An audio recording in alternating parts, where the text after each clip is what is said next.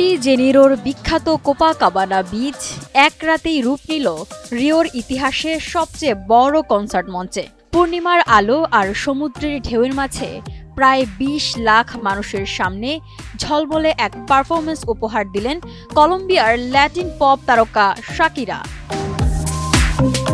রাত ১১টার একটু পর মঞ্চে উঠতেই আকাশ জুড়ে ড্রোনে ভেসে ওঠে শাকিরার আইকনিক পরিচয় শি ওলস। এরপর শুরু হয় একের পর এক হিট গান, যেগুলোতে পুরো সমুদ্র তীর যেন এক বিশাল কোরাসে পরিণত হয়।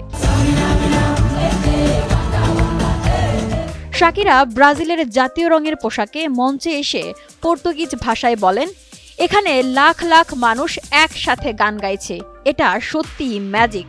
তার কণ্ঠ আর দর্শকদের উচ্ছ্বাসে পুরো কোপাকাবানা রাত জাগা উৎসবে পরিণত হয়।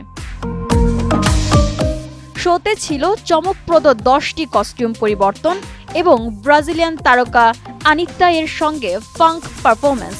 এছাড়া মঞ্চে যোগ দেন কিংবদন্তি শিল্পী কাতানো ভেলোসো ও মারিয়া বেথানিয়া, যা পুরো শোকে নিয়ে যায় এক অন্য উচ্চতায়।